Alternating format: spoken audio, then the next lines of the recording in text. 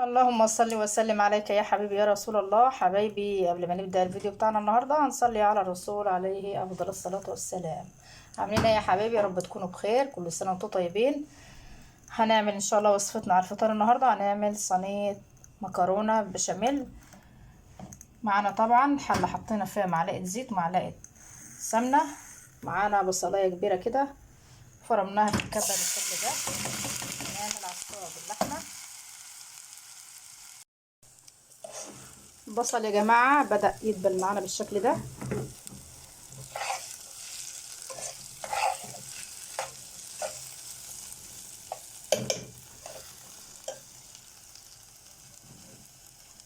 معانا نص كيلو مفروم.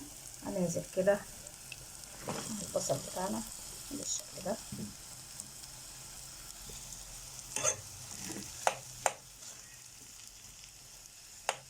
وجبة سريعة يا جماعة عليكم. نبدأ نتبل البهارات بتاعتنا: فلفل اسمر، كمون، كزبرة ناعمة، 7 بهارات بالشكل ده، بشرة جوز الطيب،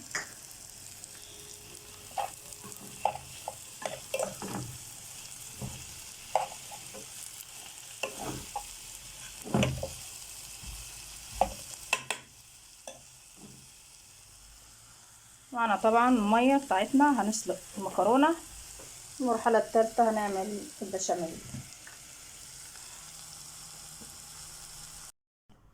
عصاج اللحمة يا جماعة كده جاهز معانا خلاص بالشكل ده. المية طبعا بتاعت المكرونة خلاص كده. معانا نص كيلو مكرونة بالشكل ده.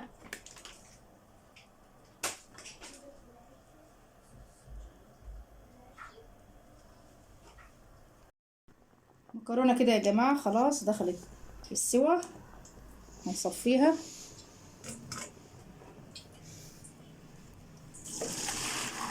كده بالشكل ده. عليكم.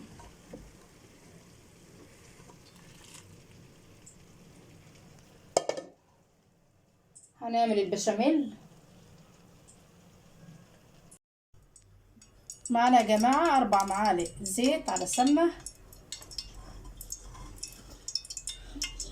هننزل عليهم ب4 معالق من الدقيق بالشكل ده. بالشكل ده.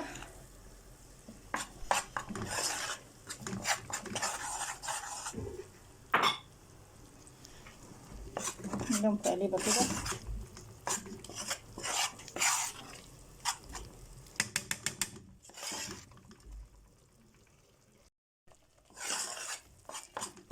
ندي الدقيق بتاعنا يا جماعة كده تحميصة كده بالشكل ده. عليكم.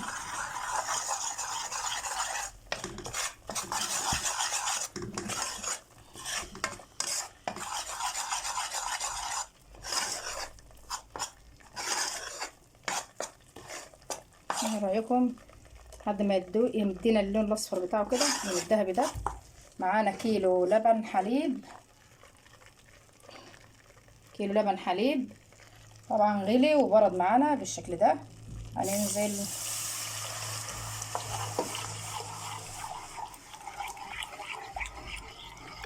البشاميل بتاعنا كده.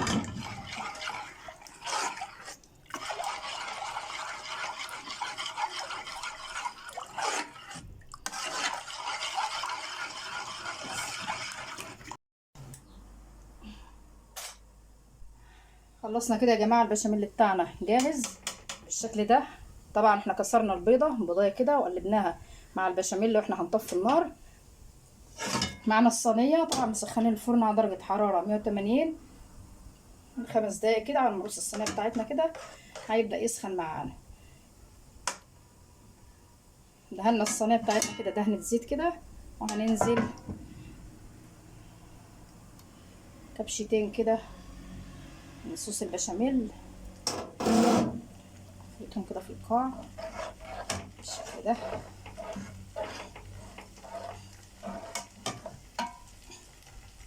نعمل طبقة حلوة كده يا جماعة بالشكل ده كده. ننزل طبعا نص كمية المكرونة.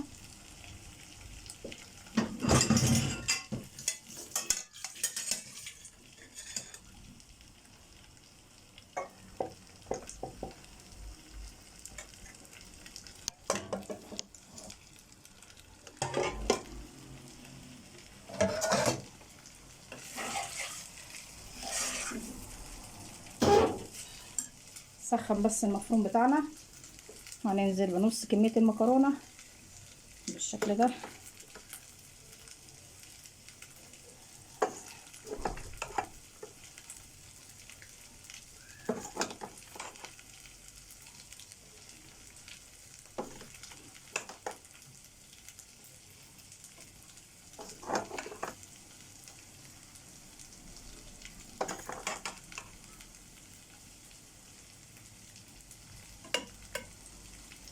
بالشكل ده كده هنديهم كده برضو كبشة بشاميل كده.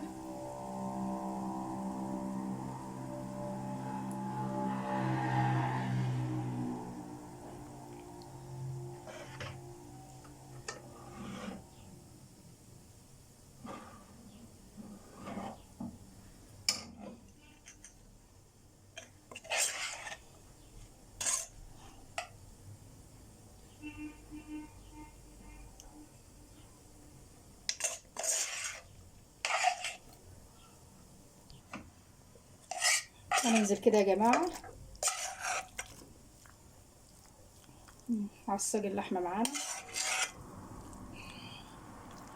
هنبدأ كده نوزعها الصينية بتاعتنا بالشكل ده.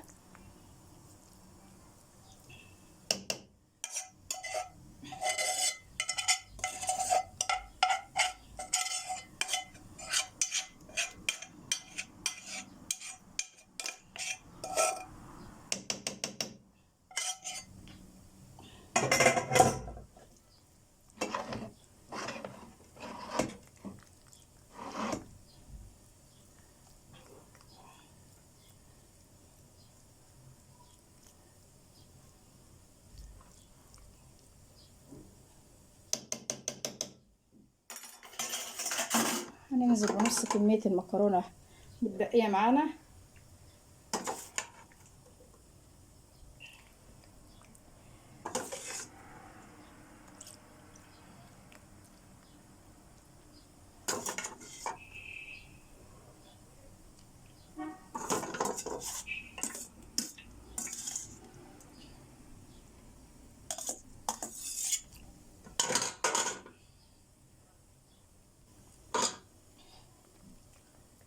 نديهم بس ضغطة بسيطة كده يا جماعة بالشكل ده كده.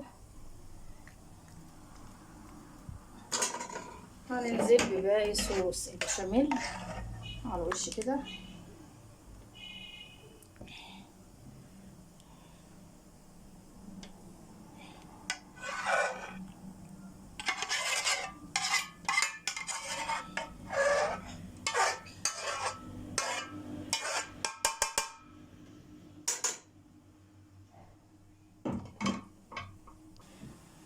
كده صينيه المكرونه يا جماعه جاهزه معانا بالشكل ده. هندخلها الفرن، طبعا الفرن بتاعنا سخن، هندخلها وتشوفوها معانا ان شاء الله بعد ما نخرجها من الفرن.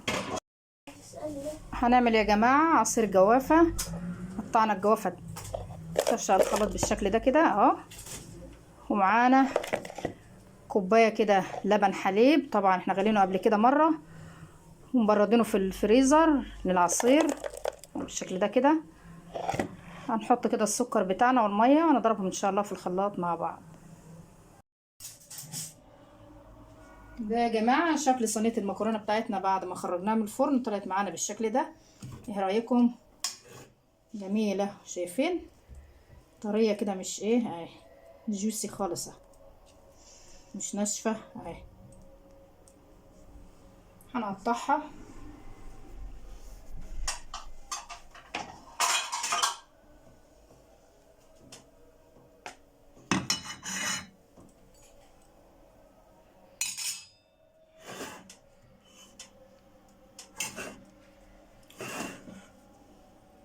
بس طبعا سخنه.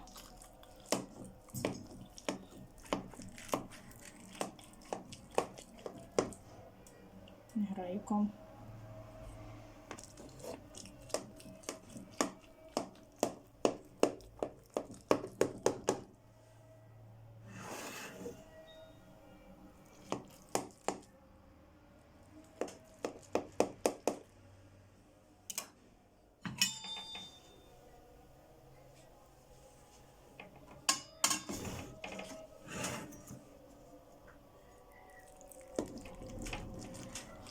نطلع كده قطعة مع بعض نشوفها مع بعض.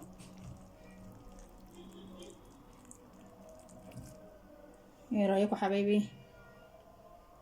شايفين شكل المكرونة ما شاء الله اهي. ايه رأيكم؟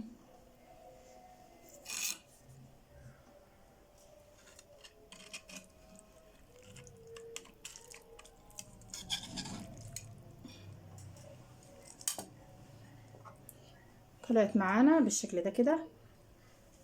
ايه رأيكم؟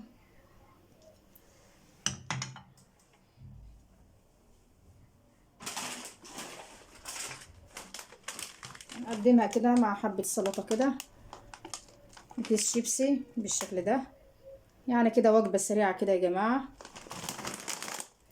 يا ريت الفيديو بتاعنا يكون عجبكم. ما تنسوناش في اللايك والاشتراك، والسلام عليكم ورحمة الله وبركاته.